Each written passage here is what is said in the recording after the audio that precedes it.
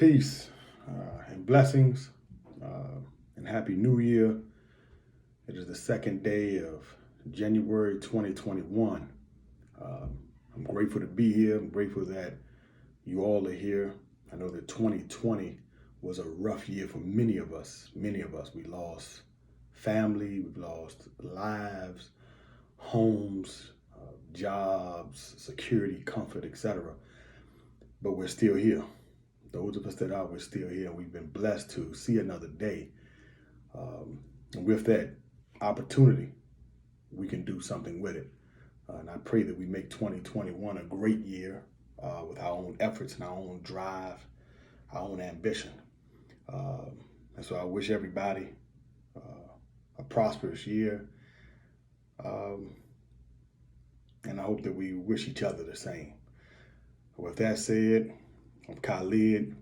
This is my third installment of Lessons Learned, my walk in my life, 25 years in prison. And I'm just asking people to walk with me, and hopefully a bit of my story will help someone not only understand perhaps me, but others who are suffering the same, whether the victim or those who've done the victimizing. And hopefully it can be a benefit. I desire to be a mentor. I desire to continue to mentor and to do a lot of things, help our people, help those struggling in any way I can. And I have a lot of people in my corner and those who also want to do the same. So with that said, if you would like, subscribe, share, and let us move on. In my last piece, I spoke on my dealing with my first time in the jail and being sentenced to life in 10 in Virginia for my charge and my crimes. There's a mentality that people have when they go into jail in juvenile facilities, and it is not me. We see movies like Lockout, Shawshank Redemption, Blood In, Blood Out, American Me, Penitentiary, Oz. We see these movies and these shows, and we're brought up off of stories told to us by uncles, fathers, cousins about their prison experiences, their jail experiences. And so there's a slight trepidation, some more than others.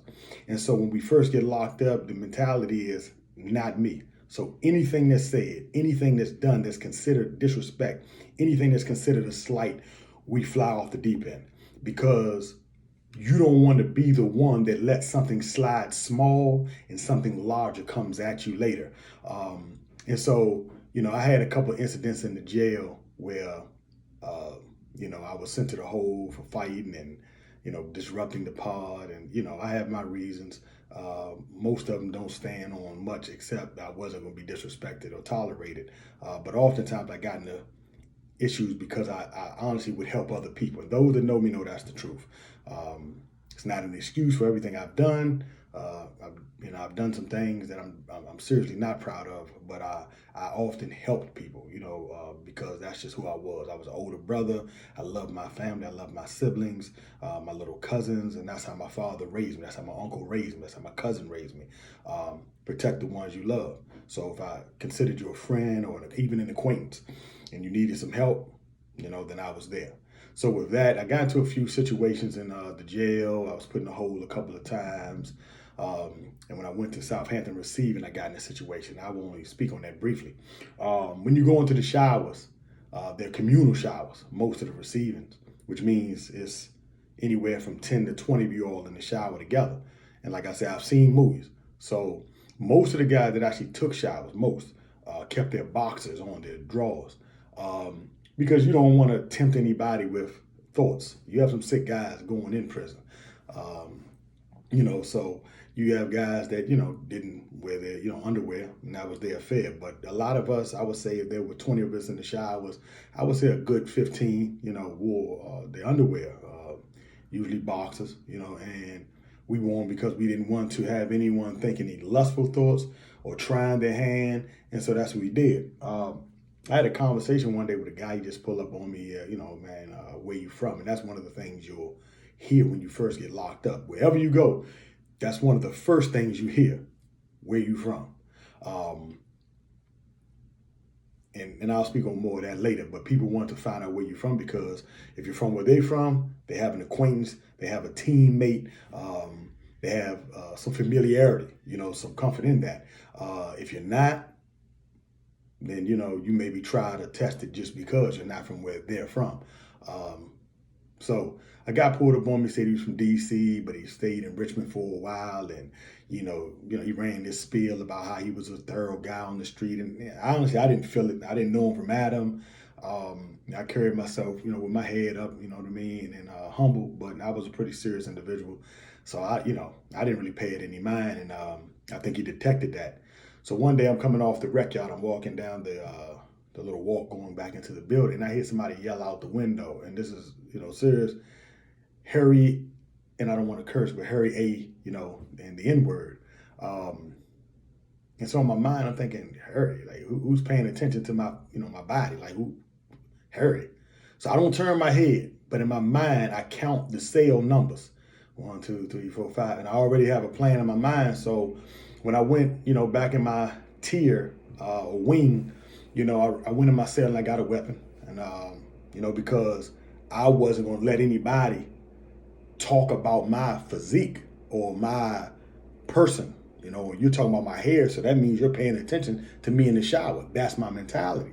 So I went and I got a weapon, and I counted the cells, and I went up to the guy's cell, and I saw him kind of hanging like at the edge of the door, kind of, looking down, I guess, to see if I knew it was him. And I did. So as I walked up, I act, kind of nonchalant. And when I got close to his cell, I think he saw in my face, that something was going to happen. He backed up in his cell. And when I ran up in there, he kind of got on the bed, and balled up a little bit. And a guy that he knew, I didn't know this guy, Madam, he was like, you go ahead. He's what we call holding the door down. He's posted up at the door, making sure no one comes in to interfere, or he can alert me to the officer. So, a guy holding the door down, which I'm a little leery of. I didn't know that guy from, Adam either. But he evidently didn't mind me running up in the guy's cell to do some damage, But when I saw the guy on the bed, honestly, the look on his face, because I had a weapon in my hand, it gave me pause. It gave me pause because a part of me was like, how far am I willing to go? I'm just now in receiving with a life sentence plus 10, and this is not what I'm trying to do. So, I tell him, man, don't say nothing else to me. Don't look in my direction, man. That's what it is. And I backed out the cell, and I went back to my cell, and I just thought about, if this how time is going to be, if this how I'm going to have to carry it throughout my time.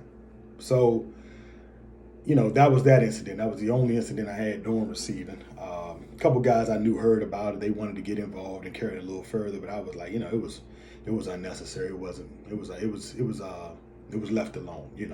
I didn't really fear any repercussion from the guy. I didn't think, that he would come back. So I left it alone. He left it alone. It was that. But again, that's the mentality. And so as I go on, a lot of the stories I tell will be the results of that mentality, not me. Fast forward.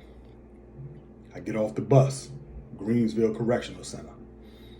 We wait in these holding facilities, this big box when you first enter Greensville, because it's a very large facility. It has roughly 3 prisons in one. Some say 4. You have A unit, B unit, C unit, and D unit, which was the where they had the electric chair.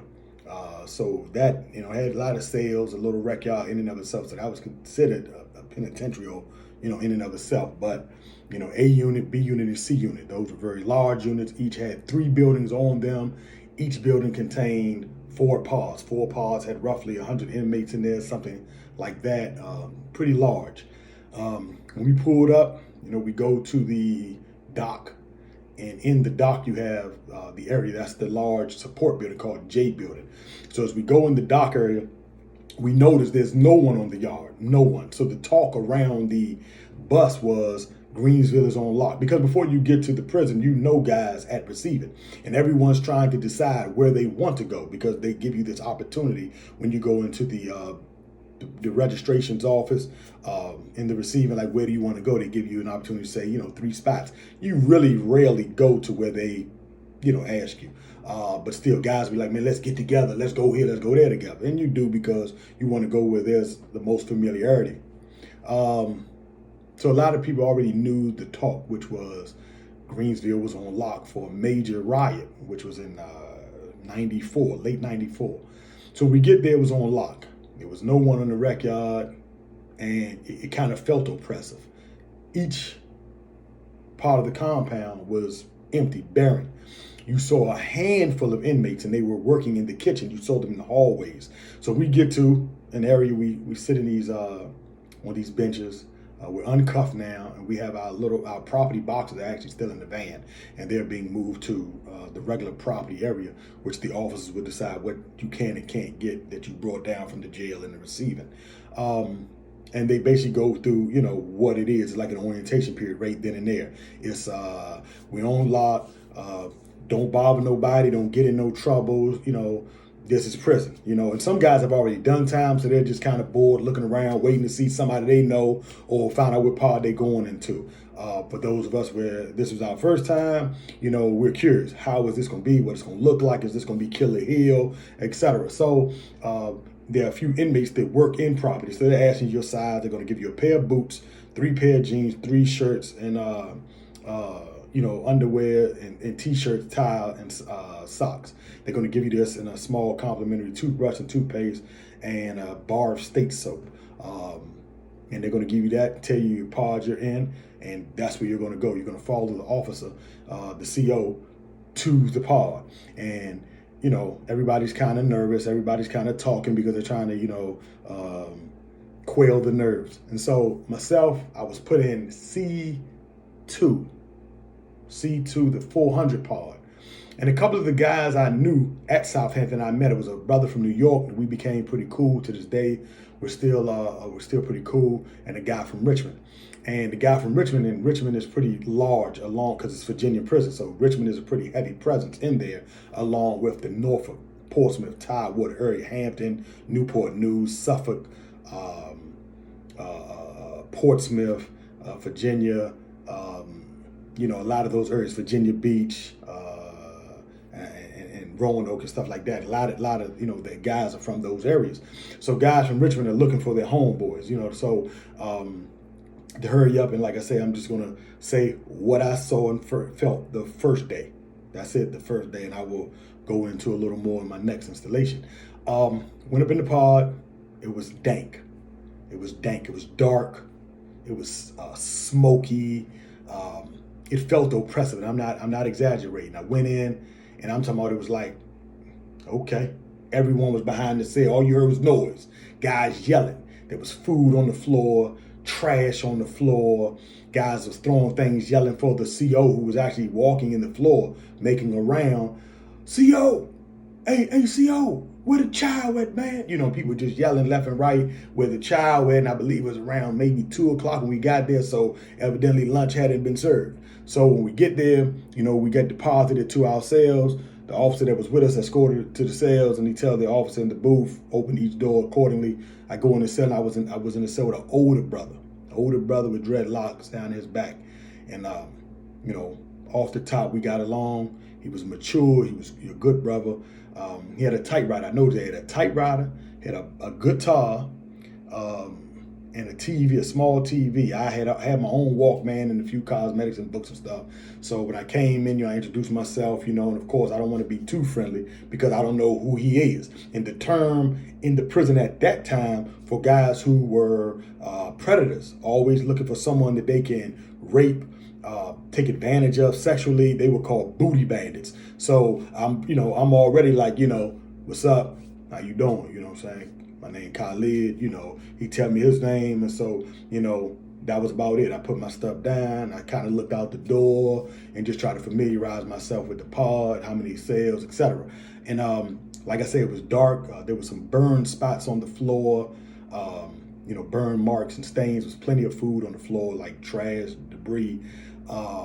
And again, plenty of noise. And that's one of the things that I recall the most, the amount of noise and the smell. It was real. It was like smoke, like people had been smoked. Because at the time, you could smoke cigarettes, and they had cigarettes, but they had roll-ups, which was basically dry tobacco, and guys, rolled them up. So it was, and I never smoked cigarettes, so it was always, offensive to my nostrils. So I smelled a lot of that. I smelled sour milk, urine, and it was just, okay, that's where I'm at. And my mind was on, how am I going to do my time? And I'll speak on that, in my next installation. But I thank you all for listening. I thank you all for being willing to walk with me. And I pray that we can continue to walk together. Like I said, this is 2021. Let us dig deep. Let us find it within ourselves to be courageous, be strong, and go get what we truly desire, legally, wisely, and with a hunger that we use when we want other things, that don't mean as much. So again, thank you all. Have a good day. Have a good night. And I'll see you all soon.